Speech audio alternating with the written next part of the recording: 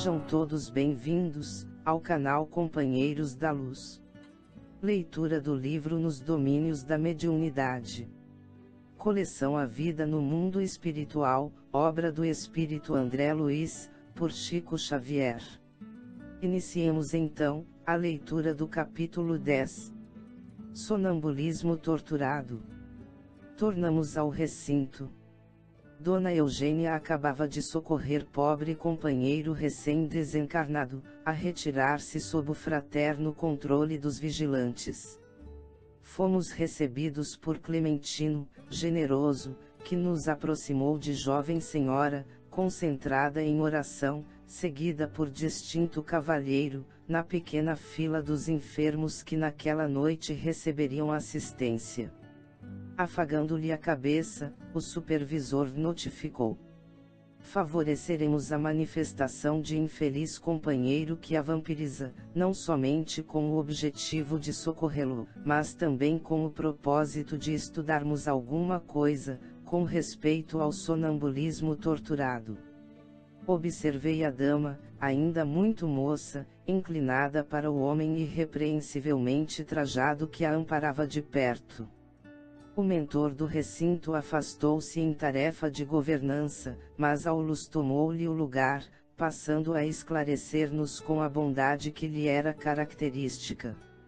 Indicando-nos o casal, informou: são ambos marido e mulher num enlace de provação redentora. A essa altura, porém, os guardas espirituais permitiram o acesso do infortunado amigo. Achamo-nos positivamente frente a frente com um louco desencarnado. Perispírito denso, trazia todos os estigmas da alienação mental, indiscutível. Olhar turvo, fisionomia congesta, indisfarçável inquietação. A presença dele inspiraria repugnância e terror aos menos afeitos à enfermagem. Além da cabeça ferida, mostrava extensa úlcera na garganta. Precipitou-se para a jovem doente, à maneira de um grande felino sobre a presa. A simpática senhora começou a gritar, transfigurada. Não se afastara espiritualmente do corpo. Era ela própria a contorcer-se em pranto convulsivo, envolta porém, no amplexo fluídico da entidade que lhe empolgava o campo fisiológico, integralmente. Lágrimas quentes lhe corriam dos olhos semicerrados, o organismo relaxara-se como embarcação à matroca e a respiração se tornara sibilante e opressa. Tentava falar, contudo a voz era um assobio desagradável. As cordas vocais revelavam-se incapazes de articular qualquer frase inteligível. Raul, sob o comando de Clementino, abeirou-se da dupla em aflitivo reencontro e aplicou energias magnéticas sobre o tórax da médium, que conseguiu expressar-se em clamores roufinhos. Filha desnaturada. Criminosa. Criminosa. Nada te salva. Descerás comigo às trevas para que me partilhes a dor. Não quero socorro, quero estar contigo para que estejas comigo. Não te perdoarei, não te perdoarei. E do pranto convulso, passava incompreensivelmente a gargalhadas de vingador. Agora, não podíamos saber se estávamos à frente de uma vítima que se lastimava ou de um palhaço que escarnecia. A justiça está em mim. Prosseguia bradando por entre silvos. Sou o advogado de minha própria causa. E a desforra é o meu único recurso. Raul, sob a inspiração do benfeitor que o acompanhava, passou a falar-lhe dos valores e vantagens da humildade e do perdão, do entendimento e do amor, procurando renovar-lhe a atitude. E enquanto desenvolvia o trabalho da doutrinação, buscamos contato com o orientador diligente. Ante as nossas primeiras perguntas, Aulus acentuou: é um caso doloroso como o de milhares de criaturas. Vê-se bem, argumentou Hilário sob forte impressão, que é a nossa própria irmã quem fala e gesticula. Sim, aprovou o assistente, entretanto, encontra-se imantada ao companheiro espiritual, cérebro a cérebro. Poderá, todavia, recordar-se com precisão do que lhe sucede agora? Questionei por minha vez. De modo algum. Tem as células do córtex cerebral totalmente destrambelhadas pelo desventurado amigo em sofrimento. Nos transes, em que se efetua a junção mais direta entre ela e o perseguidor dementado, cai em profunda hipnose, qual acontece à pessoa magnetizada, nas demonstrações comuns de hipnotismo, e passa, de imediato, a retratar-lhe os desequilíbrios. E designando a garganta da médium, repentinamente avermelhada e entumecida, continuou.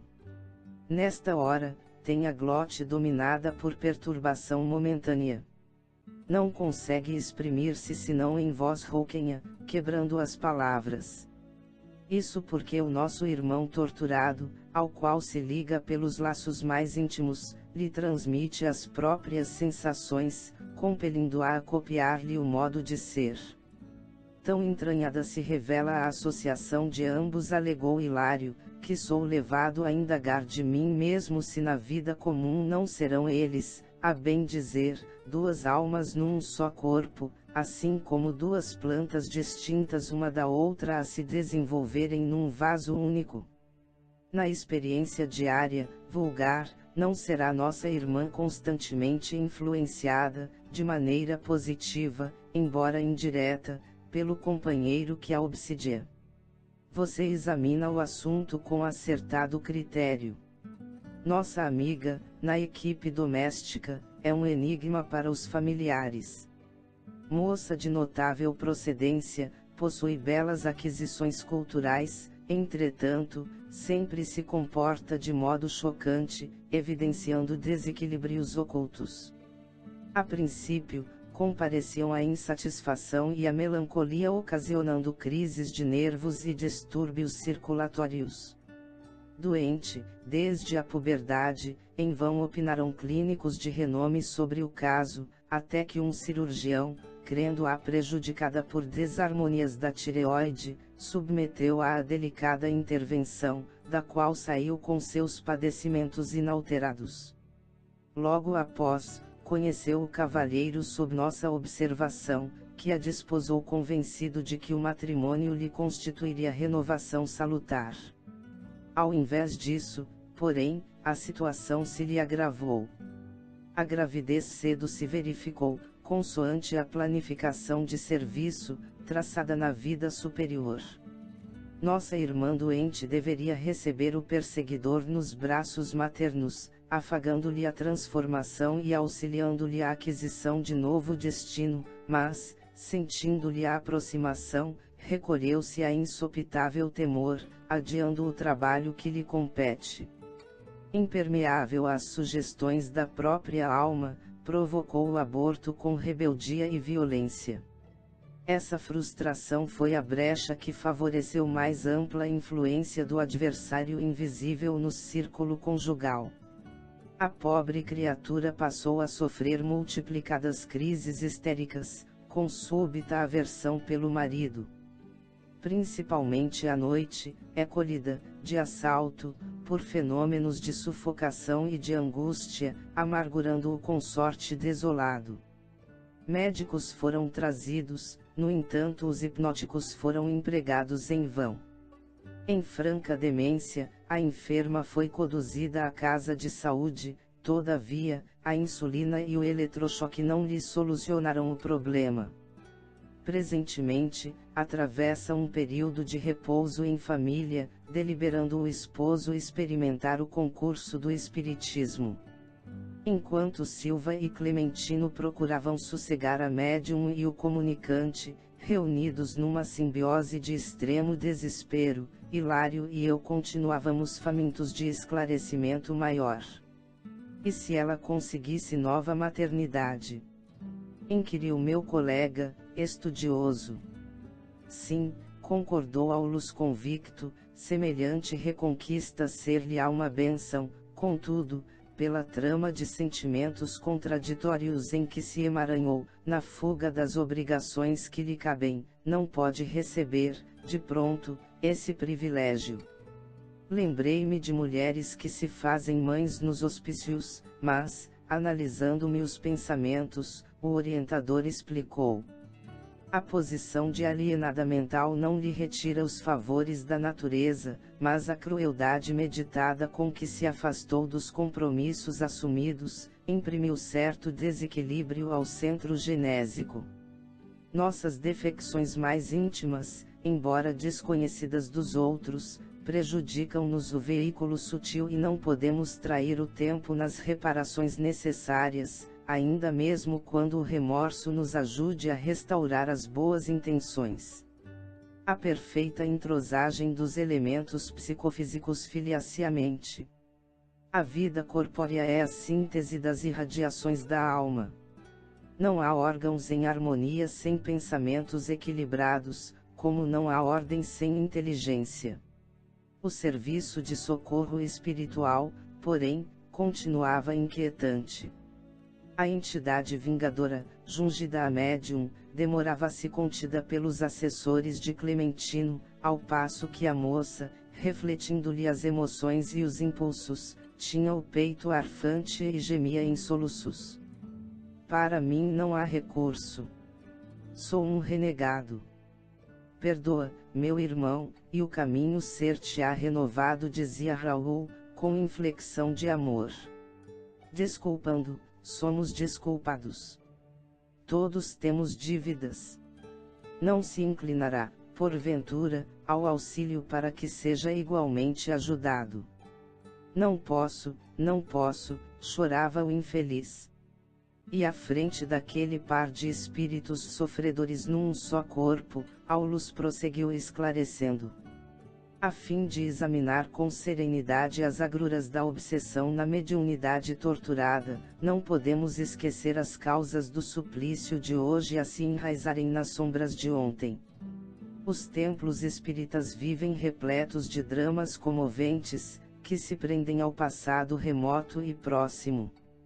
Apontando o casal com a mão direita, continuou. O esposo de agora foi no passado um companheiro nocivo para a nossa irmã obsidiada, induzindo-a a envenenar o pai adotivo, hoje metamorfoseado no verdugo que a persegue. Herdeira de considerável fortuna, com testamento garantido, em sua condição de filha adotiva e única, viu que o velho tutor pretendia alterar decisões. Isso aconteceu em aristocrática mansão do século que passou. O viúvo abastado, que a criara com desvelado carinho, não concordou com a escolha feita. O moço não lhe agradava. Parecia mais interessado em pilhar-lhe as finanças que em fazer a felicidade da jovem desprevenida e insensata. Procurou, então, subtrai-la à influência do noivo, verificando que em vão lhes buscava a separação. Indignado, mobilizava medidas legais para deserdá-la, quando o rapaz, explorando a paixão de que a moça se via possuída, induziu-a a eliminá-lo, através de entorpecentes contínuos. Anulado o velhinho, por 2 semanas de falsa medicação, o serviço da morte foi completado por diminuta dose de corrosivo. Fim do ligeiro período de luto, a jovem herdeira enriqueceu o marido ao casar-se, contudo, em pouco tempo, viu-se presa de aflitivas desilusões, porque o esposo depressa se revelou jogador inveterado e libertino confesso, relegando-a à profunda miséria moral e física. Não lhe bastou esse gênero de aniquilamento gradativo. O tutor desencarnado imantou-se a ela, com desvairada fome de vingança, submetendo-a a horríveis tormentos íntimos. Em verdade, o parricídio permaneceu ignorado na terra, mas foi registrado nos tribunais divinos e longo trabalho expiatório vem sendo levado a efeito, porquanto, ainda aqui, estamos observando esse trio de consciências entrelaçadas nos fios dilacerantes da provação redentora. O infortunado perseguidor recolhia afetuosas admoestações de Raul Silva, e depois de breve intervalo, o assistente continuou. Como vemos, a tragédia de nossa irmã enferma vem de longe. Nos planos inferiores da vida espiritual, vagueou por muito tempo na faixa de ódio da vítima que se lhe fez vingativo credor, e na atualidade em nova etapa de luta, tem o pensamento enovelado ao dele. Atravessou a infância e a puberdade, experimentando-lhe o assédio à distância, todavia, quando o inimigo de outrora reapareceu na condição de marido atual, com a tarefa de ajudar a companheira e reeducá-la, e fraquejando nossa amiga nos primeiros tentames da responsabilidade maternal, o obsessor aproveitou-se do ascendente magnético sobre a pobrezinha, golpeando-lhe o equilíbrio. Sensibilizados com o quadro de justiça a desdobrar-se sob nossos olhos, não conseguíamos fugir à indagação para melhor fixar ensinamentos. Fixando a atenção no esposo da vítima, que a amparava carinhosamente, Hilário considerou: com que então, nosso amigo tem o seu débito a saldar para com a mulher doente. Sem dúvida, confirmou Aulus com grave entono, o poder divino não nos aproxima uns dos outros sem fins justos. No matrimônio, no lar ou no círculo de serviço, somos procurados por nossas afinidades, de modo a satisfazer aos imperativos da lei de amor, seja na ampliação do bem, ou no resgate de nossas dívidas, resultantes do nosso deliberado contato com o mal. Nossa irmã sofre os efeitos do parricídio a que se entregou, pelo anseio de desfrutar prazeres que lhe desajustaram o plano consciencial, e o amigo que lhe inspirou a ação deplorável é agora chamado a ajudá-la na restauração imprescindível. Olhei penalizado o cavalheiro tristonho e pensei na frustração a que devia sentir-se preso. Bastou a reflexão para que o orientador me explicasse, solícito. De certo, nosso companheiro na atualidade não se sente feliz. Recapitulando a antiga fome de sensações, abeirou-se da mulher que desposou, procurando instintivamente a sócia de aventura passional do passado, mas encontrou a irmã doente que o obriga a meditar e a sofrer. Transferindo nossos interesses de estudo para este caso, comentou Hilário, ainda assim poderemos classificar a enferma à conta de médium. Como não? É um médium em aflitivo processo de reajustamento. É provável se demore ainda alguns anos na condição de doente necessitada de carinho e de amor. Encarcerada nas teias fluídicas do adversário demente, purifica-se, através das complicações do sonambulismo torturado. Desse modo, por enquanto é um instrumento para a criação de paciência e boa vontade no grupo de trabalhadores que visitamos, mas sem qualquer perspectiva de produção imediata, no campo do auxílio, de vez que se revela extremamente necessitada de concurso fraternal. Naturalmente, porém aleguei, mesmo agora, a presença dela aqui não será inútil.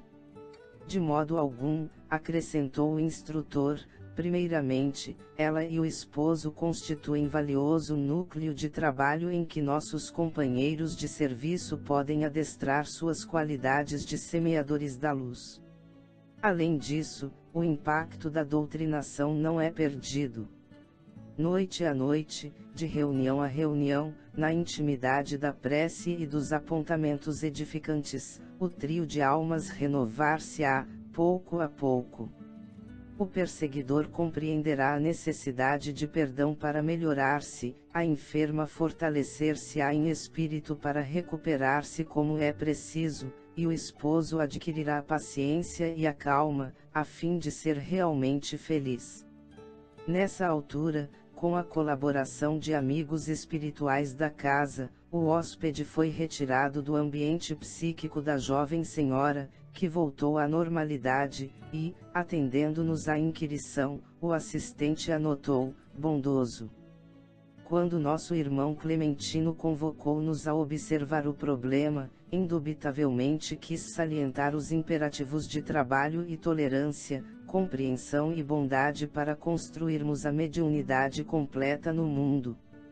Médiuns repontam em toda parte, entretanto, raros já se desvencilharam do passado sombrio para servir no presente a causa comum da humanidade, sem os enigmas do caminho que lhes é particular. E como ninguém avança para diante, com a serenidade possível, sem pagar os tributos que deve à retaguarda, saibamos tolerar e ajudar, edificando com o bem. A conversação, contudo, foi interrompida. Clementino, diligente, chamava-nos a cooperar em outros setores. Chegamos ao final deste capítulo. Não percam o próximo de número 11. Desdobramento em serviço. Muito obrigado, boa reflexão, que Jesus abençoe a todos.